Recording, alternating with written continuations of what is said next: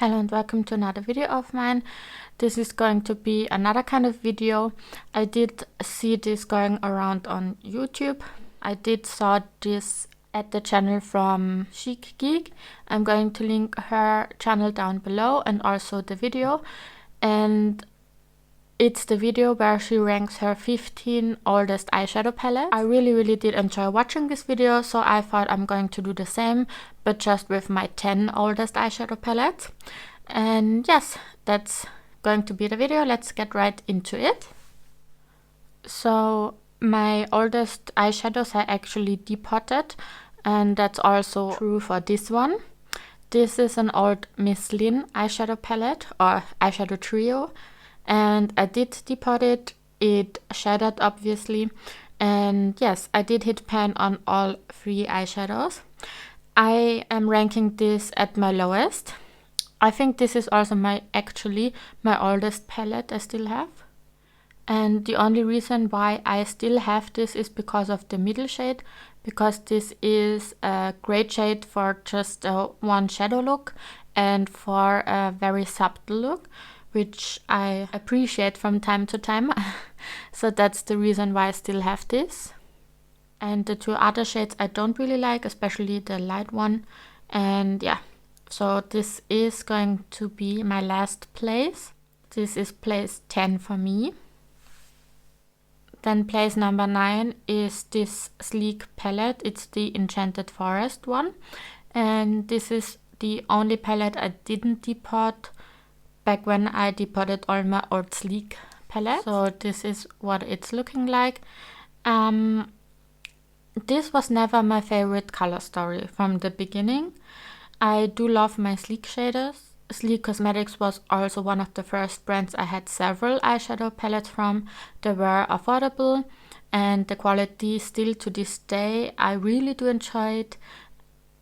The shadows last a long time on my skin, they blend easily, and the shimmers do have quite an impact, especially for older eyeshadows. Like the quality back then, I really did and still do love this.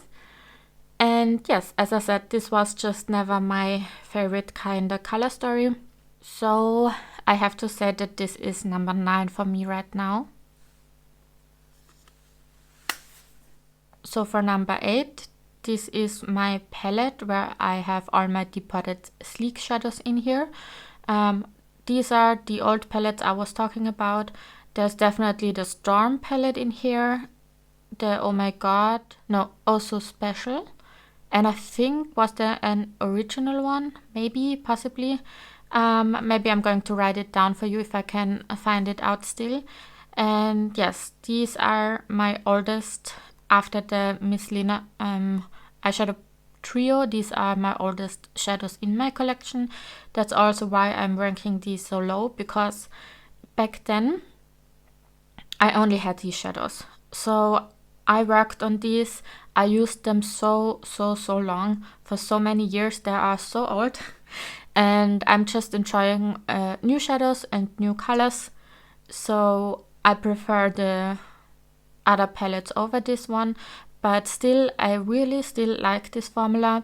I used up quite a few eyeshadows in here. That's why you basically see all the dark shadows left. And yeah, so this is a number 8 for me, but still the quality is so nice that I still keep it. And I even repurchased the Also Special palette. But unfortunately, there were, I think, 2 shades that I already used up. And then I think one of those 2 or both also in that palette. And I do enjoy them that much that I repurchased it. But now the new palette I purchased, they changed the colors. Or like, it's the same color, but if you compare them next to each other, you can see the difference. So yeah. I definitely had the very old version of this one. So number 8 for this. And by the way, these are not magnetic. I put a magnet on them to put it in the C palette. Just in case you're curious. Then number 7 would be my Urban Decay Naked Honey palette. This is how it looks like, and for number 7 and 6 I was really unsure about where to place them, but I decided for number 7 for this, because this is more monochromatic than the other one that I'm going to show you. But I do like the formula in here, especially for the mattes. I think Honey, I don't like the formula in this, and I think it's too flaky for me, which a lot of people actually enjoy, but I don't really like it. And the shade that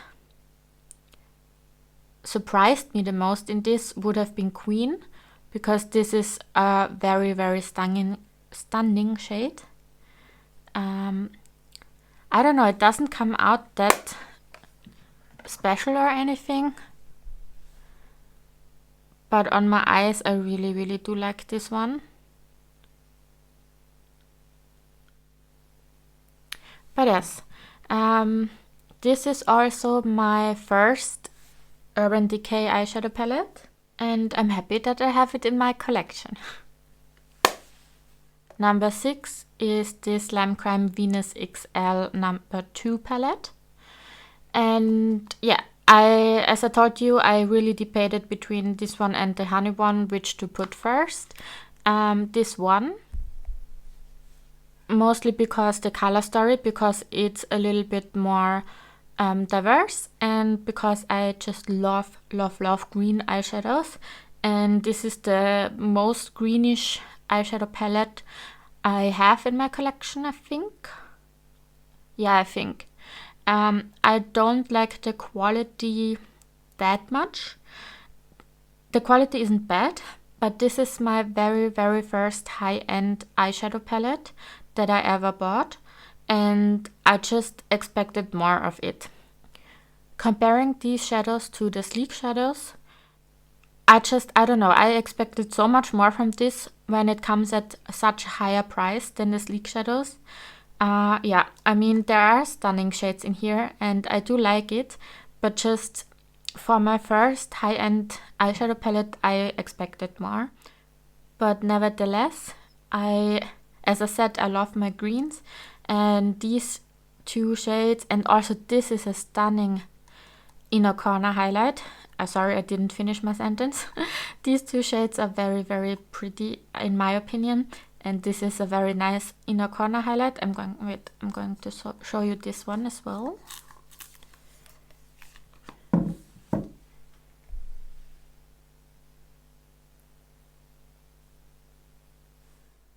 I don't know if you can see it, but this really pops on your inner corner and it really leans very green. But yes, so place 6 for this Lime Crime palette. For my top 5, the first eyeshadow palette is this BH Cosmetics Royal Affair palette. And I did purchase this at TK Maxx for I think €7. And yes, this was well worth it. I absolutely love the formula. And obviously my favorite shade is this shade Lord, but it also has been in my Pandas eyeshadows or in some kind of project pen before. Yes, this is an awesome quality. The mattes, the shimmers, I really do enjoy this. I don't know what else to say. So place 5 for this one. Then for place 4 is this Discontinued Soeva Melody palette, and this packaging is just so stunning. I love it. Anyway, this is place 4 for me. If I would enjoy the quality of these shadows even more, this probably would be my number 1, because I love the color story and the packaging and everything. I do like the colors as well, but they are just a little bit lackluster in my opinion. They are not that I wanted them to be more sparkly or anything, but just a little bit more metallic. They are very subtle in my opinion, and I do like my metallics, to be just very metallic. And this is very subtle in my opinion. So yes, but I really do enjoy this still. Especially these two shades. And even the white, even though this has glitter in it, this looks really nice as well. And or like glitter, like sparkles in it. But yes, this is place 4 for me. My top 3 palette, the third place, goes to this Yatte Trend Edit palette. These are the colors in here. Again, obviously, top 3, I do enjoy this quality of these shadows very much. And I do like the color story. I do like mattes and the shimmers. And yes, my place 3. Definitely did not expect to like it that much. I didn't have any experience with Ciate nail polishes before that. I only used nail polish from them before. If they come out with this kind of palette in a color story, I would enjoy. I actually would purchase it still with the price point. This is quite a high price point, I think, for me, in my opinion. I got this in a box, I think, in some kind of beauty box, but this convinced me, so I would actually purchase from them a palette in this size with a color story I also would enjoy. For the first and the second place, I also had to think about it a lot. In the end, this got the second place. This is the BH Cosmetics Weekend Festival palette, and this is one of my favorite palettes in my collection. It's a very colorful one, and again, the quality of these shadows is just amazing. I do have quite a few pans in here already, but I think I chose the first place because it's just more variable and these shades are quite bright and colorful. But the quality of these are amazing. Honestly, I'm so sad they discontinued this. This is a very, very great and special palette, in my opinion. And yes, second place for this one. And number 1 goes to the Revolution Pro Regeneration Mirage palette. It's one of my very few warm tones, or my first warm toned palette I did purchase. And again, this surprised me. The quality of this surprised me. I especially love these two browns because they have an orange to it. I don't think you can see. Wait, let me try if you can see it.